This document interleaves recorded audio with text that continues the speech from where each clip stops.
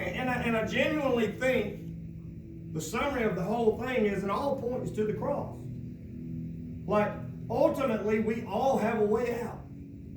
We all have a way out. So we're to be thankful in all things. And I listened to those lyrics, and I wrote some down. That song, I'm connected to both of those songs just by default because of what our family has encountered over the last couple of years. Even if you don't, you know how hard that's to say? Like, even if you don't show up in my situation, even if you don't show up in my I mean, we want God to be there to assist us and to guide us and to protect us and to watch over us. But even if you don't, like, I'm still going to give you glory. Like, even if you don't pull me out of this situation, even if you don't take this sickness from the body, even if you don't cause all of my loved ones to be with me forever, I will still honor you and I will still glorify you. Even if you're not there, my hope is still going to be in you. That's hard to do. And that's hard to do. And in that song, he says, I will cling to you, come what may. Like, no matter what comes into my life, no matter what happens, I'm going to cling to you. Just bring it on. Like, that's kind of the attitude that we're called to go into life with. Just whatever it may be, bring it on, because I have you. And having you is plenty. I don't need everything else that I think I need. Like, Lord, you've lined this up for me. I'm just going to cling to you. Come what may. Whatever might happen. Like that, I pray that that's our prayer going into Thanksgiving. Come what may, I'm going to be thankful for God, and I'm going to be thankful for God alone, because with Him comes every perfect and good gift. Everything that you have to be thankful for, it's been given to you by God. So it encompasses everything. And then I hear the song Oceans. We know this song and we love this song. Unknown waters. Take me out to where I'm not familiar. That's not far from me in the ocean. Like, I don't trust the ocean. I don't. I mean, there's undertow. That's kind of like life, right? There's undertow that'll just drag you out there if you get too far out. In this song, she says, you know what? Take me out there. Take me out there, because I'm going to cling to you and I'm going to trust, come what may. I'm going to trust that you're going to be there. It says your grace abounds in the deepest waters. Like, your rescue is out there when I'm in trouble the most. That's crazy. That's crazy. And it's a great way to lead into our sermon today. I'm not the pastor who does that intentionally. It didn't happen that way. Like, I'm not the guy that sits and says, I'm going to make everything come around in one little thing. That's not me. Anybody knows me? I am not a planner. I'm not a planner. I've been thinking about my sermon and my message all week. I didn't write anything till last night. I mean, I was sitting at my dad's house at 9 o'clock and we were talking about it.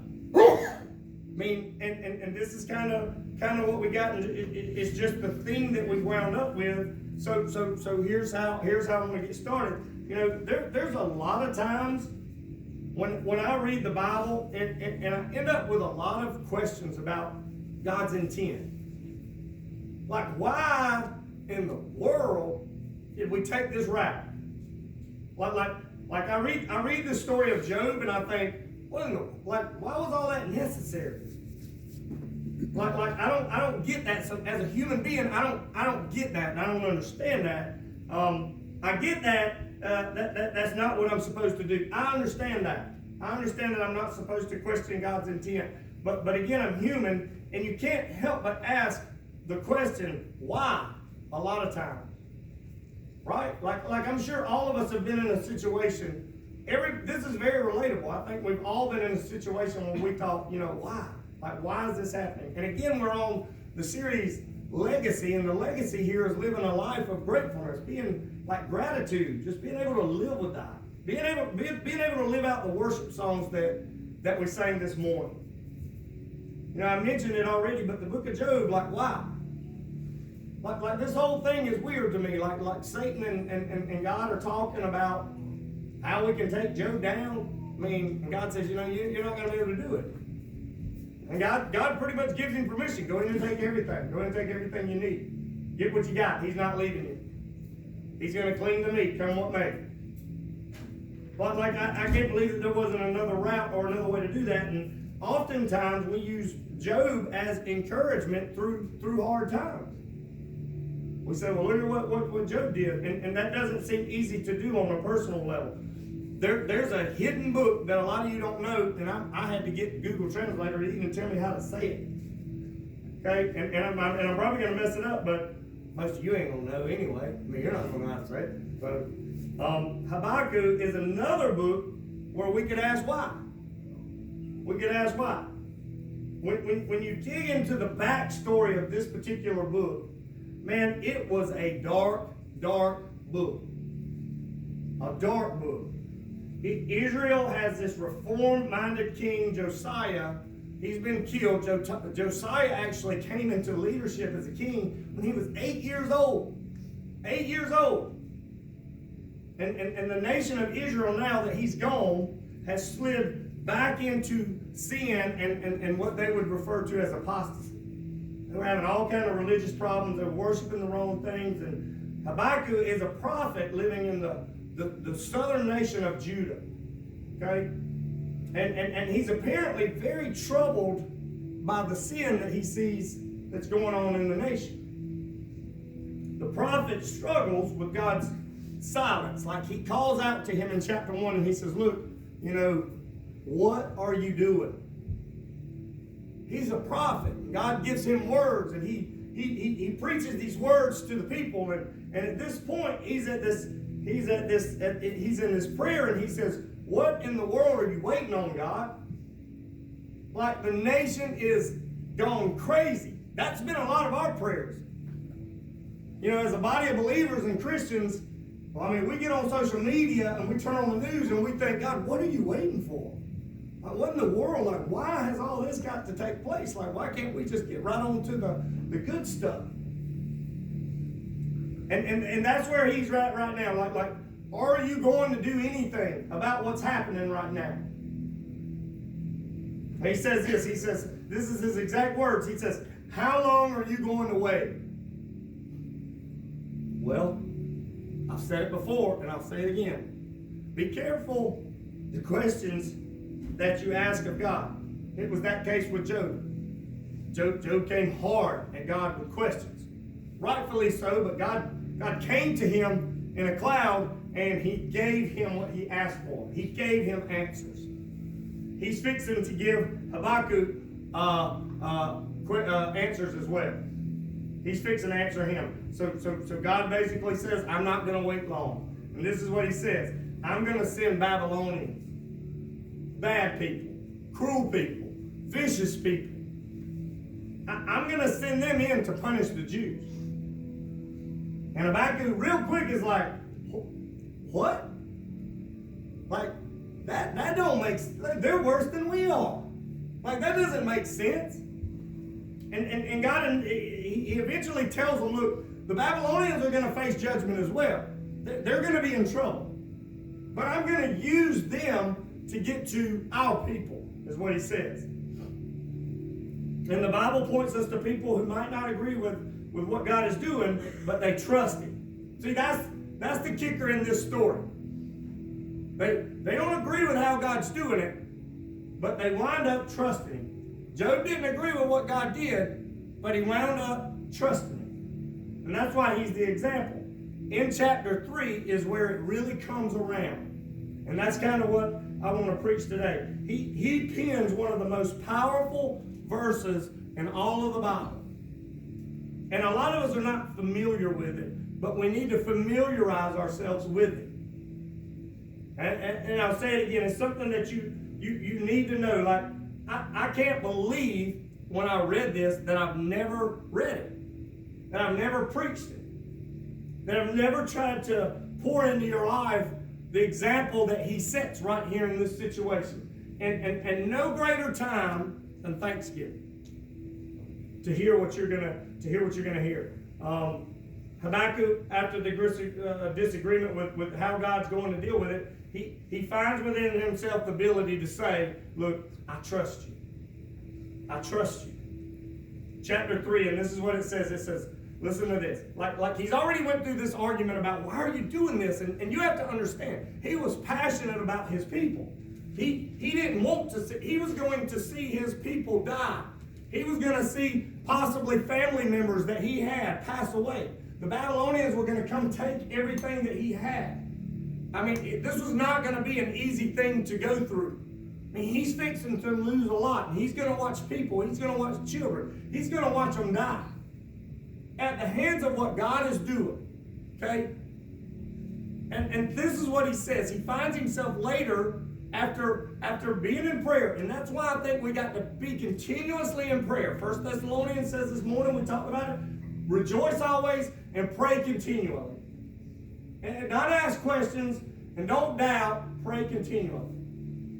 And this is what he says. Though the fig tree should not blossom, nor fruit be on the vines, the produce of the olive fail, and the fields yield no food. The flock be cut off from the fold, and there be no herd in the stalls. So I've got nothing, is what he says. Though this is the situation. There's no food. There's no work. You know, people are dying. People are passing away. Listen to what he says. I will rejoice in the Lord. This is a stance that we have to take as a believer. He says, I will rejoice in the Lord. I will take joy in the God of my salvation. I will be reminded that God has provided a way for me in every and all circumstances. See, when we get caught up in the hardships and the circumstances of life, we forget that God has already paid the way. We oftentimes forget salvation. And I don't want to be the guy that just talks about just the simplicity of the cross. I mean, that's an easy sell, but as simple as that. Be reminded that God has died for your sin. God has made a way for you to go into an eternal dwelling with Him. We need to always be reminded of that because here's the deal. You don't deserve it, and I don't deserve it. He says, I'm gonna rejoice in the Lord. Though you're gonna do this not the way that I agree with, I'm gonna rejoice in the Lord. Like, I wish you would do it another way, God. Like, I wish it didn't have to be this way. I wish I didn't have to lose this. I wish I didn't have to watch this person be sick. I wish I didn't have to question everything, but I'm going to rejoice in the Lord. I'm going to take joy in the God of my salvation. Toward the end of the prayer, he recognizes the potential hardships that are going to come with God's judgment. Okay? And that's where we are here. He's saying, though the fig tree should not blossom, I know there's going to be problems. I know there's going to be issues. Despite those difficulties, he resolves to take joy in God's salvation. God's salvation. And I think the thing here is we tend to judge people. We tend to judge everything from a limited perspective. From a limited perspective, and that would be ourselves. Unless we have what we believe we should. Right? We see no reason to be thankful. Unless we have what we think we should have, we're not really thankful. I was taught, and we talked about this morning, and I already planned to talk about it. I was taught. I remember so many times when somebody would hand me something, or my mom and daddy would say, what are you supposed to say back? What are you supposed to say back? And I'd have to say, thank you. How do you say it? Thank you.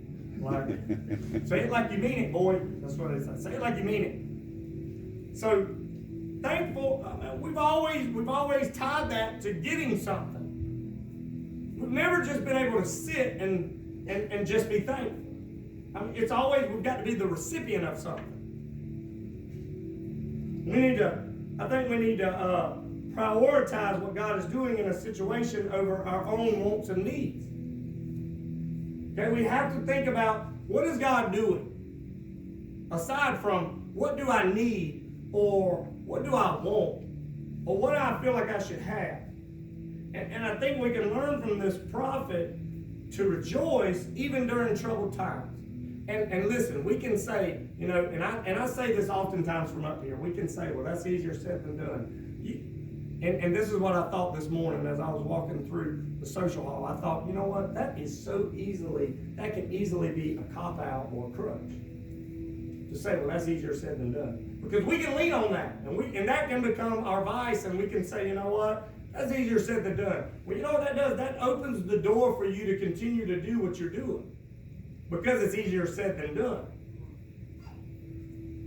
So our ultimate source of thanksgiving should come from what God has revealed about himself in the Word and in the person of Jesus Christ. Well, what would that be? First thing, his love. His love. God bestows, or he gives his blessing without discriminating. Is that not crazy? Like, it doesn't matter how I've lived my life.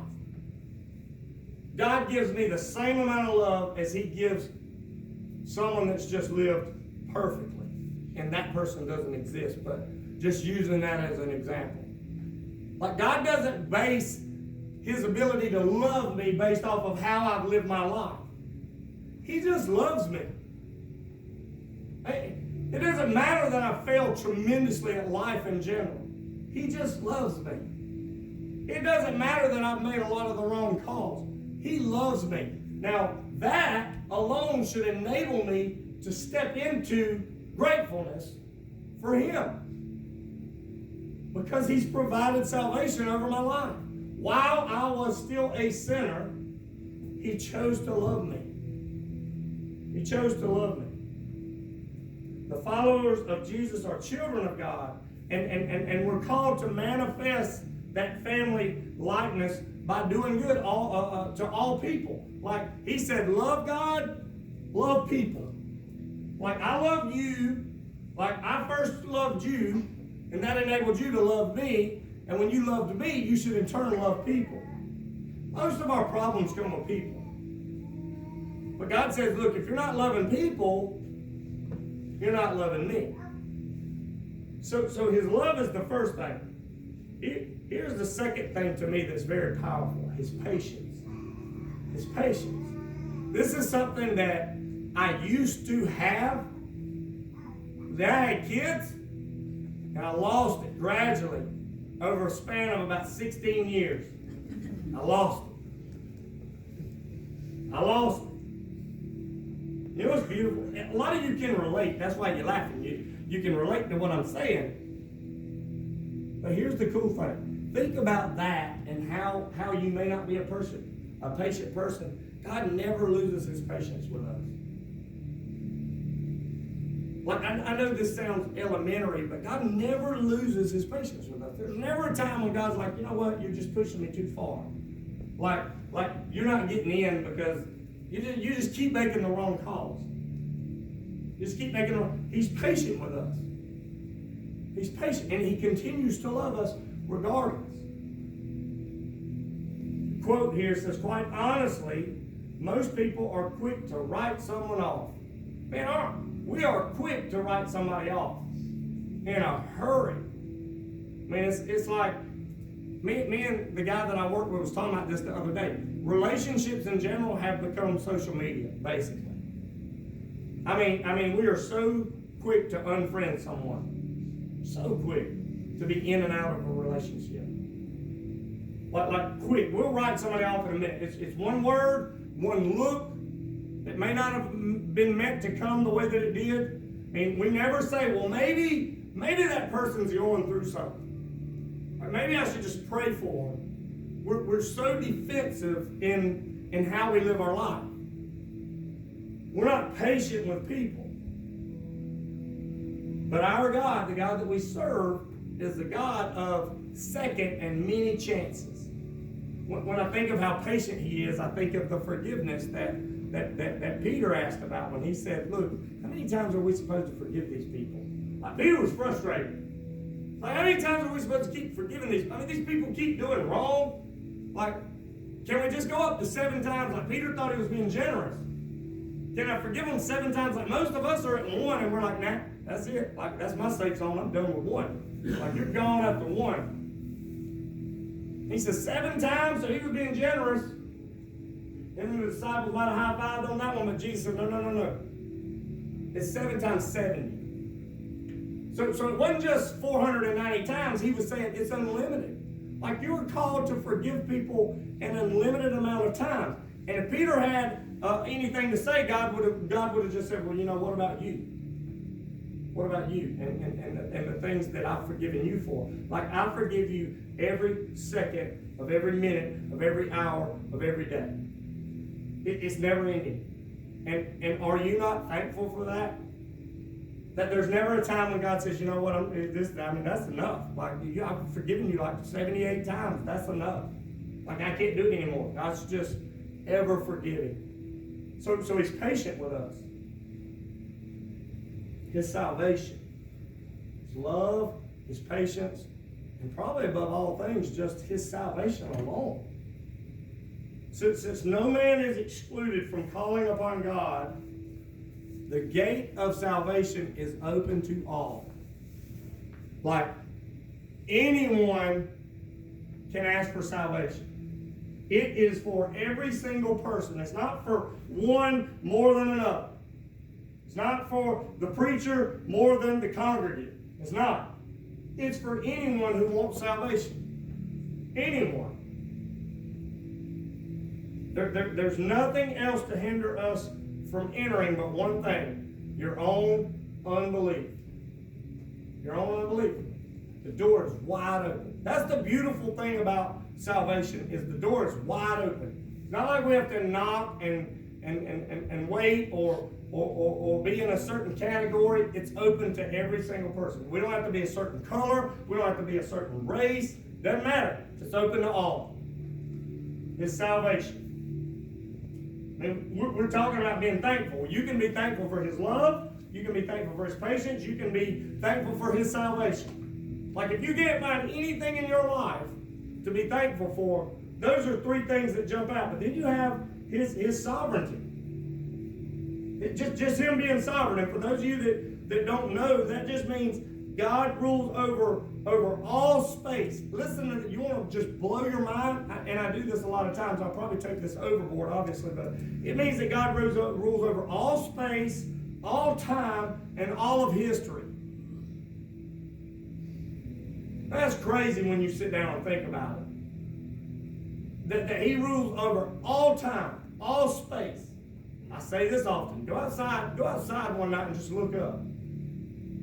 When God rules over that, he hangs that, he holds that into place. And we can be thankful for that. It means that he created the world for his glory. Listen, the world wasn't created for me.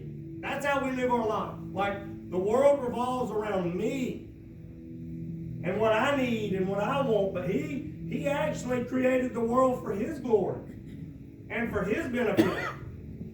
And he put us here to direct it toward his glory. He created the cosmos for his purpose. Everything that you don't see was created for his glory. It means that no one can truly mess up his plan. Did you know that? Like I want to just tell you something for those of you that might have come in with this thought. You cannot mess up God's plan over your life. You can't. You're not that powerful. I want to say it again. For some of you that might be living in a mistake or a wrong choice or a wrong decision, you can't mess up his plan. You're not that powerful. He is an all-knowing God. And he will get you where you need to be. When you live with these things to be thankful for, man, your life will eventually you'll find meaning and you'll find purpose when you start being thankful for the things that you are called to be thankful for. It means that we're secure in the knowledge that God's sovereign purpose to redeem a people through the atonement accomplished by his Son will be fully realized. Like you'll get answers in the future. And if you don't get answers, it probably wasn't worth worrying about. And I don't want to go into the do not be anxious sermon, but think about the time that you have spent, the time that you have wasted on worrying about something that's never even happened. that's never come into your vision, it's never come into your environment. You've just been worrying about it, and you've wasted so much time over that circumstance that's probably never ever going to happen. And God has this big plan rolled out for you that you can't mess up. But I think you can prolong it. I think we can prolong it. His mercy, the power of God is all embracing. Like it's all embracing mercy, and it breaks down barriers that men have actually put up. His mercy. I want to kind of bring this thing around because we all know these. We all know these things. That those are things that we need to be thankful for. Like, this is not a sermon where you come in and go, oh, that's the point. You knew that. Sometimes we just have to hear things to hopefully trigger our ability to just to move forward. I mean, we know everything about God is great.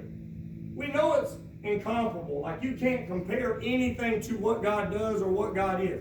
We get that, and we understand that. We get that He never forgets. We get that He never fails. We get that He never forfeits anything over our life. He never falters. He never wavers. And we get that. It's this rejoice always thing. It's just this crutch that we have that we cannot be thankful in all circumstances. I mean, that's hard. Listen, I want to just erase that excuse. The easier said than done thing. I just want to get it out of here. I just want that to be our desire, to go out where God wants us to be, to trust God, just to believe in Him, and just to be thankful for what you do have.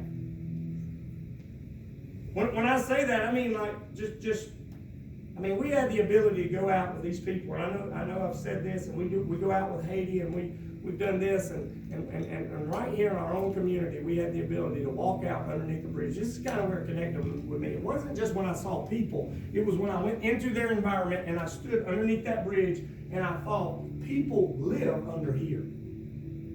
People live under here. It's a bridge. Like, it's the river bridge. Like something we go across every day, sometimes 4 and 5 times a day. Thousands of people are going over that bridge. How many people are ministering out of thankfulness? Like I don't want you to leave here and just be like, well, yeah, I'm pumped up and I'm thankful now. Thankfulness leads you to ministry. That's what happens. That's the summary. It'll lead you to minister. It leads you to be an example to people.